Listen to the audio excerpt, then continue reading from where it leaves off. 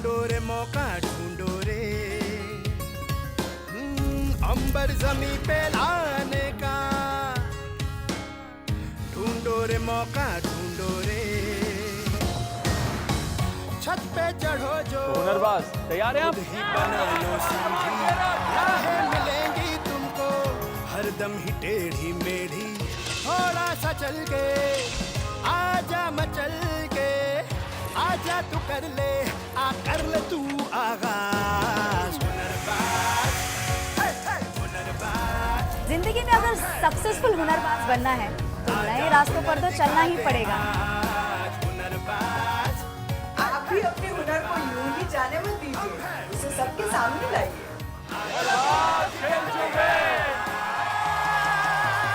Hunarbaaz skill to win को sponsored by मार्गो glycerine और NSDC।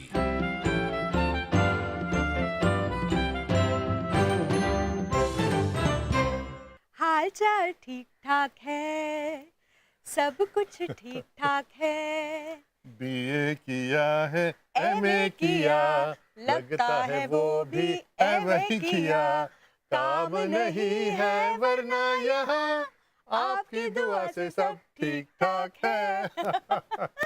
मशहूर फिल्म मेरे अपने का गुलजार साहब द्वारा लिखित ये गाना आज भी उतना ही रेलेवेंट है जितना उस समय था, क्यों सिद्धार्थ जी? बिल्कुल बिल्कुल, बड़ा ही आयरॉनिकल सैटायर से भरा हुआ है ये गाना।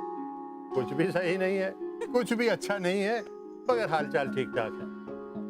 आपको तो पता है रेणुका जी, 70s 80s के दशक में बीए और MA की डिग्री हासिल करने के बाद हमारा हीरो फिल्म में नौकरी के लिए दर दर की ठोकरें खाता है। अरे कैसे नहीं याद होगा, हर दूसरी फिल्म में माँ मुझे नौकरी मिल गई, हीरो की तो फेवरेट लाइन हुआ करती थी। मुद्दा भी यही कुछ ऐसा है।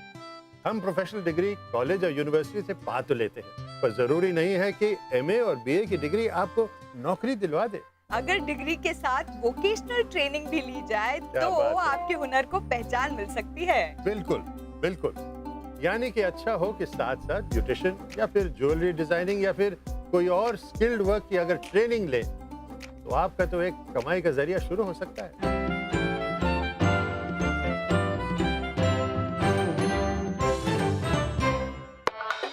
आज के एपिसोड में होंगी बातें चमचमाते ज्वेलरी के हुनर की। अगर 10वीं पास है और आगे कोई करियर देखना चाहते हैं तो ये करियर उनके लिए बहुत ही एक अमूल्य अवसर है। जानिए आप भी कैसे हो सकते हैं वर्ल्ड स्किल कंपटीशन का हिस्सा, और कौन मारेगा हुनर की बाजी। इस ऑयल में थोड़ी सी गड़बड़ हो गई है। हेलो हाय, मैं हूं सनी और मैं हूँ Princy and welcome to our show Hunarbaaz skill to win.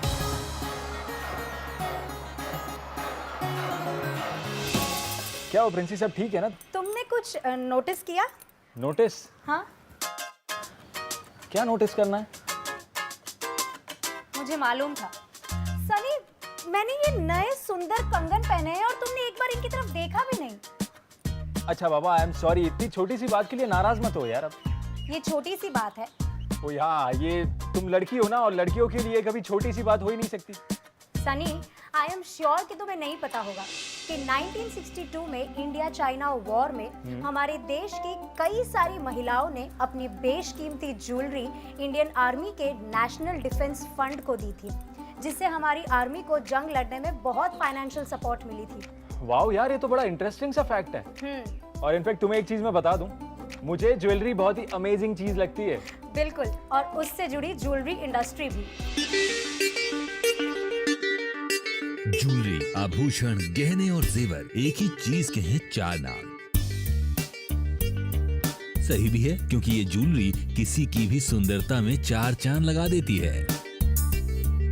शुरू से ही हमारे इंडियन कल्चर में आभूषणों को एक खास स्थान दिया गया है, चाहे वो महाभारत का युग हो या मुगल बादशाहों का जमाना, त्योहार हो, शादी हो या फिर परिवार में किसी नए सदस्य का आगमन, इन सभी में गहने एक खास भूमिका अदा करते हैं।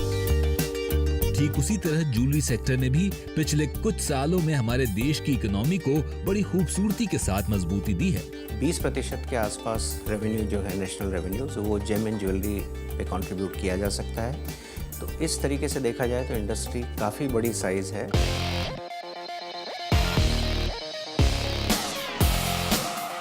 मौजूदा वक्त में इंडिया से एक्सपोर्ट हो रही चीजों में 14% का हिस्सा अकेले ज्वेलरी सेक्टर का है, जिसकी बदौलत लगभग 13 लाख लोगों को रोजगार मिला है।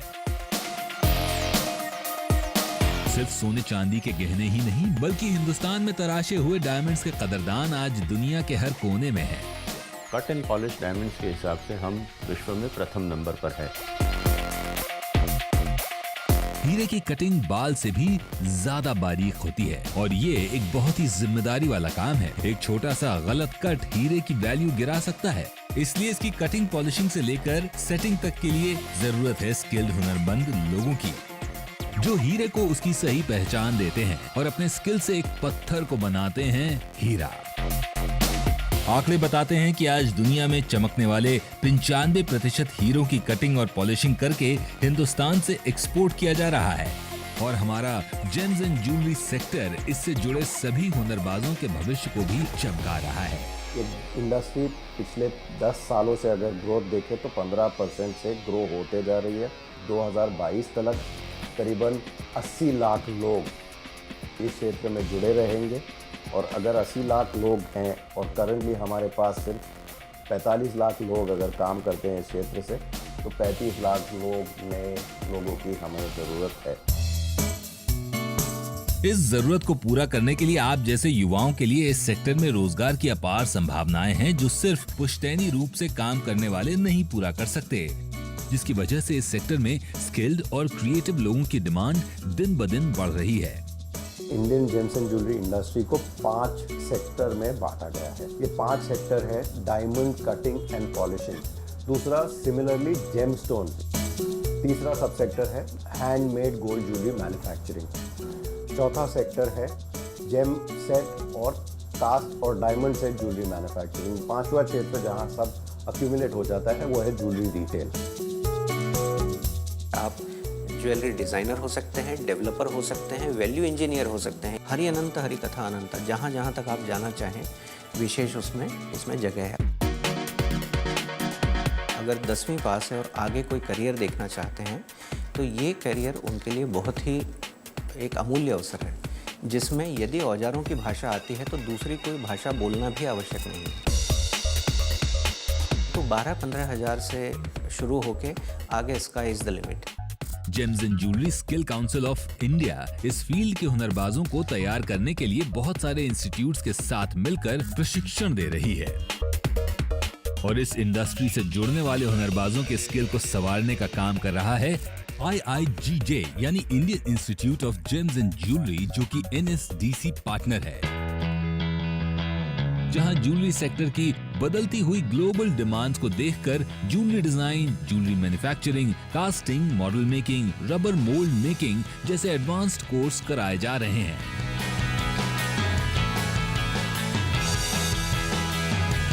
ज्वेलरी इंडस्ट्री में ज़्यादा टेक्नोलॉजी है, ज़्यादा मशीनरी का उपयोग होता है, तो प्रोफेशनल्स ट्रेनिंग जो हम देते हैं वो ज़्यादा हम ज्वेलरी में देते हैं। पहले ज्वेलरी को बहुत ही ट्रेडिशनल तरीके से कुछ खास औजारों की मदद से बनाया जाता था, पर आज ये सेक्टर बहुत ही हाईटेक हो गया है। अब एडवांस टेक्निक और नई मशीनों के जरिए ज्वेलरी मेकिंग की जा रही है और इसके लिए जरूरी है वेल ट्रेन्ड स्किल्ड लोगों की। डायमंड इंडस्ट्री में भी कई नए मशीन्स आते हैं बड़े हीरे तराशने के लिए, तो उसकी ट्रेनिंग हमारे यहाँ दी जाती है। और सबसे इम्पोर्टेंट बात ये है कि वुमेन एम्पावरमेंट के लिए ये बहुत सूटेबल सेक्टर है, क्योंकि वुमेन ट्रेनिंग होने के बाद घर में बैठे काम कर सकती हैं, फ्रीलांसिंग कर सकती हैं, अपनी एंटरप्रेन्योरशिप खोल सकती हैं, एक स्मॉल स्केल लेवल पे अपने ज्वेलरी घर में ही बना के एक एग्जीबिशन करके दे सकती हैं। यही वजह है कि आज लड़के ही नहीं बल्कि हुनरमंद लड़कियां भी बड़े पैमाने पर इस सेक्टर से जुड़ रही हैं और अब महिलाएं सिर्फ ज्वेलरी पहनकर ही अपनी सुंदरता नहीं बढ़ा रही हैं, बल्कि ज्वेलरी मेकिंग से जुड़कर अपने जीवन को भी सुंदर बना रही हैं।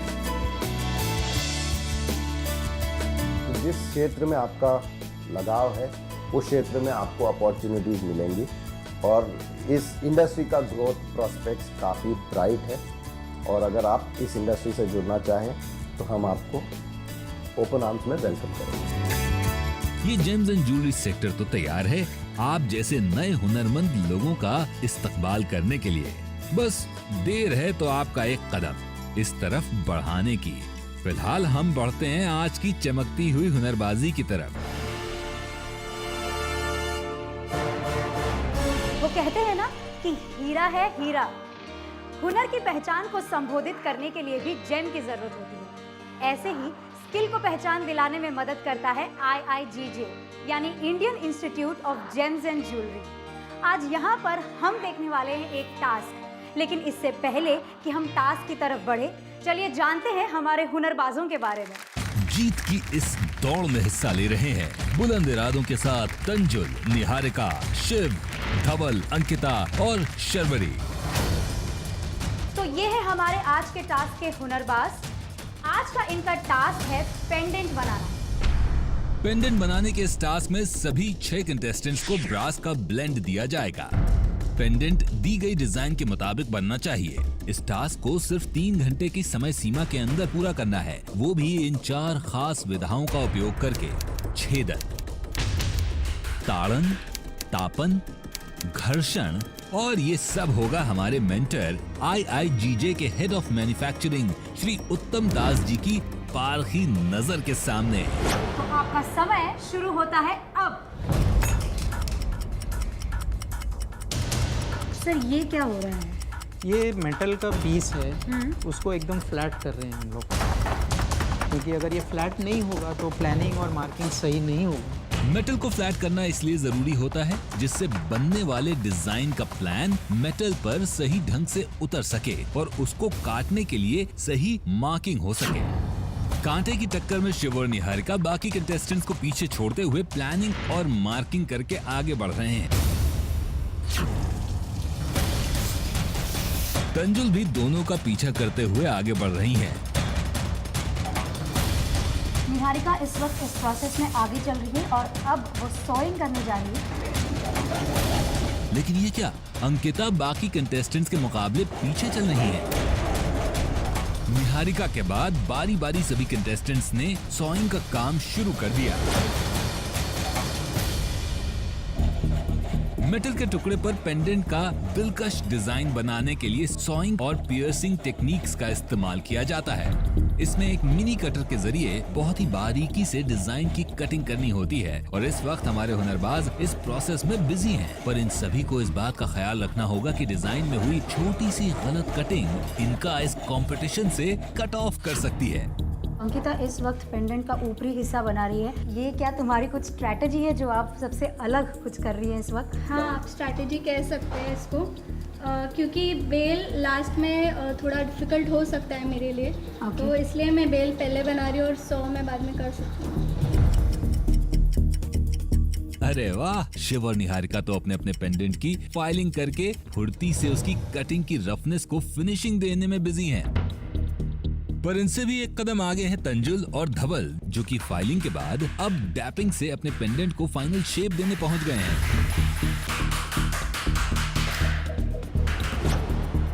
मगर शर्वरी और अंकिता अभी तक पियर्सिंग में ही उलझी हुई हैं।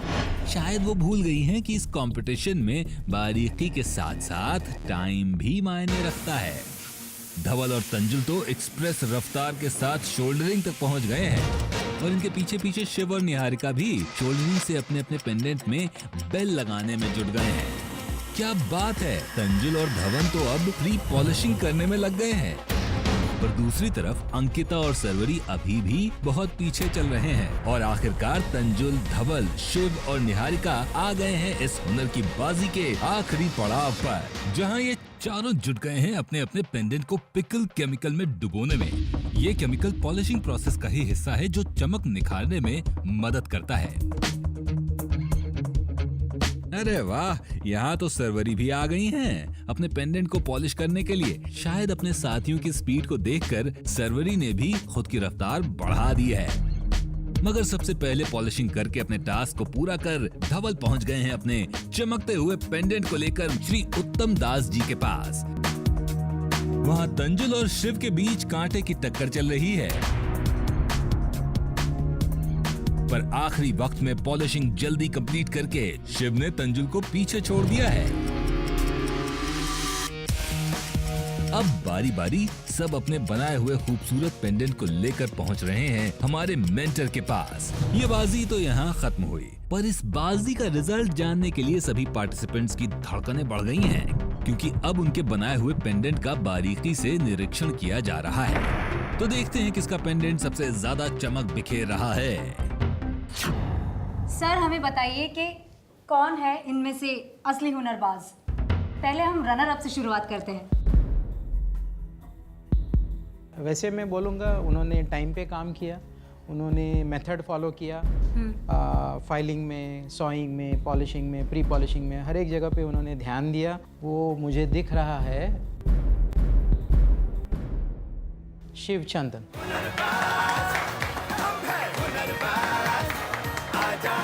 तो अब बारी है ये जानने की कि कौन बनता है इस कंपटीशन का सबसे बड़ा हुनरबाज। मेरे हिसाब से सबसे अच्छा है मिस्टर धवल ढोंडा।